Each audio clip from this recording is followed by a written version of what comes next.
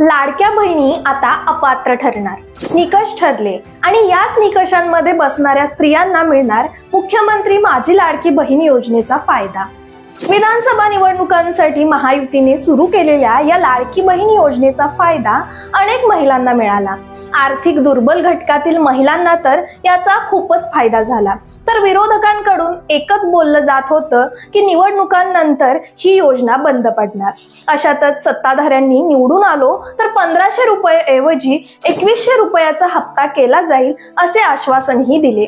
पण आता याच लाडक्या बहीण योजनेचे निकष ठरले असून यात कोणत्या लाडक्या बहिणी अपात्र ठरणार आणि नेमका कोणाला लाभ मिळणार हे आपण आज जाणून घेऊया या व्हिडिओच्या माध्यमातून। नमस्कार, मी निलोप्रभा आणि आपण पाहताय शाहू न्यूज महाराष्ट्र। राज्यात विधानसभेच्या निवडणुका पार पडल्या आणि महायुतीच्या या घवघवीत यशात सिंहाचा वाटा ठरला तो लाडक्या बहिणींचा। नवीन सरकार स्थापन झालं, हिवाळी अधिवेशनही पार पडलं। आता लाडक्या बहिणींना योजनेचा लाभ कधी मिळणार याची वाट बघत असताना डिसेंबरचा हप्ताही जमा झाला आणि मुख्यमंत्री माझी लाडकी बहीण योजनेबद्दल महत्त्वाचा निर्णय घेतला गेला। नवीन मंत्रिमंडळाची पहिली बैठक गुरुवारी पार पडली आणि या बैठकीत काही लाभार्थी महिला अपात्र ठरणार असल्याचे सांगितले गेले व त्याचे काही निकषही ठरले। पण यात महत्त्वाची गोष्ट अशी की मुख्यमंत्री माझी लाडकी बहीण योजनेचा शासन निर्णय जो काढण्यात आला होता त्यात बदल झालेले नसून निकष हे पूर्वीचेच असणार आहेत। निकषांमध्ये बसणाऱ्या प्रत्येक महिलेला याचा लाभ मिळणार आहे, परंतु या निर्णयाची काटेकोर अंमलबजावणी केली जाणार आहे। लाडकी बहीण योजनेसाठी जुलै महिन्यापासून एकूण 2,63,00,000 अर्ज आले होते, त्यातील 2,47,00,000 अर्ज पात्र ठरले। बँक खात्यांशी आधार कार्ड जोडल्या गेलेल्या महिलांना या योजनेचा लाभ मिळाला। ऑक्टोबर महिन्यात नोव्हेंबर पर्यंतचे प्रत्येकी 1500 रुपये प्रमाणे 7,500 रुपये बँक खात्यात जमा केले गेले। डिसेंबरचा लाभ देण्यासाठी 1400 कोटींची तरतूद केली आणि डिसेंबरचा हप्ताही लाडक्या बहिणींच्या खात्यात जमा झाला। लाडक्या बहीण योजनेवर सरकारची वर्षाला 46,000 कोटींपेक्षा जास्त रक्कम खर्च होणार आहे। आता मात्र याच योजनेतील लाभार्थ्यांच्या अर्जांची पडताळणी केली जाणार आहे, कारण वर्धा, पालघर, यवतमाळ, नांदेड या जिल्ह्यातून स्थानिक पातळीवरून तक्रारी असल्याचे सांगितले जात आहे। त्या आधारे केशरी व पिवळे रेशन कार्ड वगळता सर्वच अर्जांची पडताळणी तक्रार निहाय केली जाणार आहे। त्यानुसार निकषबाह्य अर्ज अपात्र करण्याचा निर्णय झाला असून सरसकट कोणत्याही अर्जाची छाननी केली जाणार नसल्याचे महिला आणि बालविकास मंत्री अदिती तटकरे यांनी पत्रकारांशी बोलताना सांगितले आहे। आता आपण समजून घेऊया की कोणत्या महिला अपात्र ठरणार आहेत। कुटुंबाचे उत्पन्न 2.5 लाखांपेक्षा जास्त असेल तर अपात्र ठरतील। घरात कोणाच्याही नावावर 4 चाकी वाहन असेल अशा महिला अपात्र ठरणार आहेत।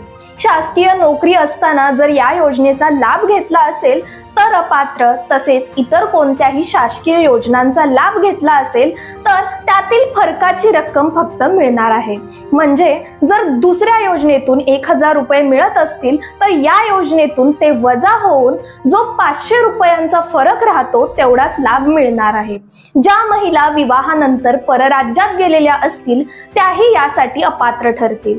ज्यांच्या आधार कार्डवरचे नाव व बँकेतील नाव यामध्ये तफावत असेल त्याही महिला अपात्र ठरणार आहेत। एकाच महिलेने 2 अर्ज केले असल्यास एकच अर्ज पात्र ठरेल।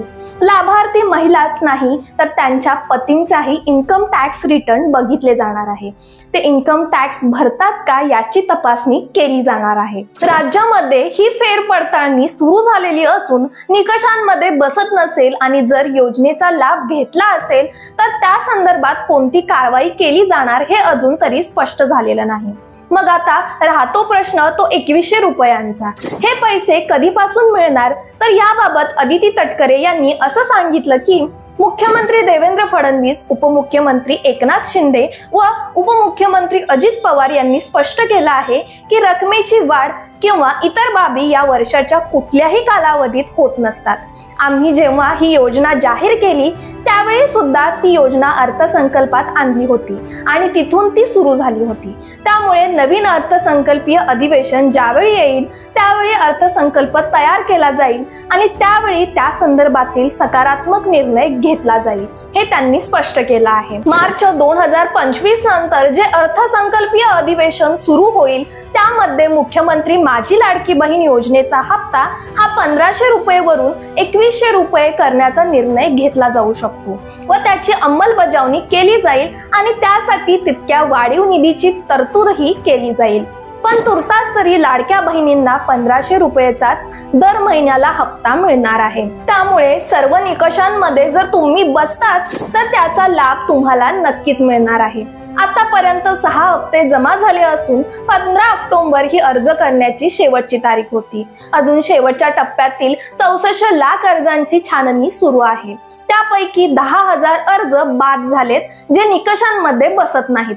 तसेच नवीन अर्ज करण्याबाबत कोणताही निर्णय घेतला नसून वयाच्या अटीच्या नियमात तुर्तास तरी कोणताही बदल करण्यात येणार नाही। त्याचबरोबर विरोधकांकडून याबाबत मोठ्या प्रमाणात आवाज उठवला जात आहे।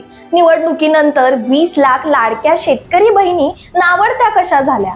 शेतकरी महासन्मान योजनेच्या लाभार्थी महिला शेतकऱ्यांना लाडकी बहीण योजनेचा लाभ देताना कृषी सन्मान योजनेचे पैसे वजा करण्याचा विचार सरकार करत असेल तर सरकारने अक्कल गहाण ठेवली आहे का, असा प्रश्न काँग्रेसच्या बड्या नेत्यांकडून करण्यात आलेला आहे। मुळात शेतकरी महासन्मान योजना, लाडकी बहीण योजना आणि या दोन्ही योजनांचे उद्देश पूर्णतः भिन्न आहेत, हे सरकारने लक्षात घ्यावे। उगाच अकलेचे तारे तोडून पळ काढण्याचा प्रयत्न करू नये। सरकार असा निर्णय घेणार असेल तर हा निर्णय मागे घेण्यास आम्ही सरकारला भाग पाडू, हे सरकारने विसरू नये असा ठाम इशारा देण्यात आलेला आहे।